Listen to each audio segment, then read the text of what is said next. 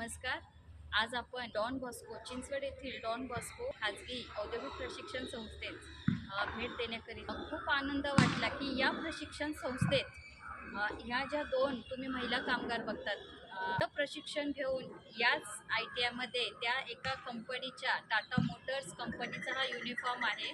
त्या युनिफॉर्ममध्ये इथे येणं किती आनंदाची गोष्ट आहे. मला स्वतःला खूप अभिमान वाटला.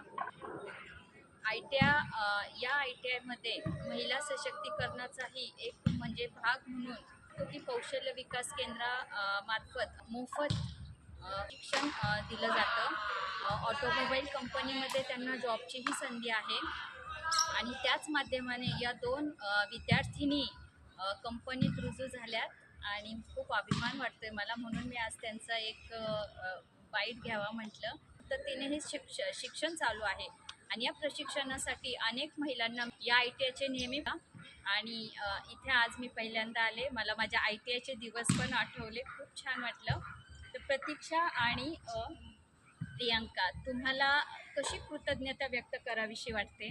बोलायला शब्द नाही आता, पण सरांनी खूप काही शिकवलं आम्हाला आणि खरंच आम्हाला डॉन बॉस्को मध्ये खूप चांगली म्हणजे ट्रेनिंग दिली. त्याच्यानंतर आम्ही चांगल्या ठिकाणी जॉबला पण आहे. तर खरंच डॉन बॉस्कोचा आभार मानला पाहिजे आणि सचिन सरांचं सुद्धा आभार मानले पाहिजे की त्यांनी आम्हाला चांगल्या प्रकारे एक संधी मिळवून दिली आणि मार्गदर्शन सुद्धा चांगल्या प्रकारे त्यांनी केले आम्हाला. बरोबर.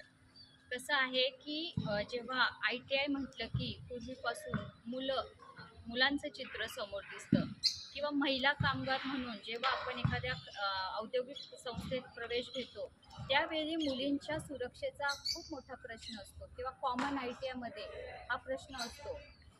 त्या प्रश्नाला म्हणजे खरं आपण म्हणतो ना की सचिन अवचारे सरांचं इतकं बारीक लक्ष असतं की आपण म्हणतो ITI प्रवेश केल्यावर CCTV कॅमेरा आहे, पण यांचा की नजरेचा आणि धाकाचा CCTV कॅमेरा सतत या माझ्या मुलींसोबत असतो.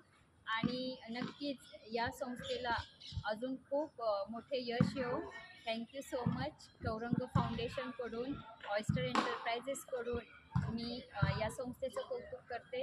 Thank you so much. अनेक बचत गटाच्या महिलांपर्यंत, मुलींपर्यंत हा संदेश देण्याचं काम पण मी करणार आहे. थँक्यू.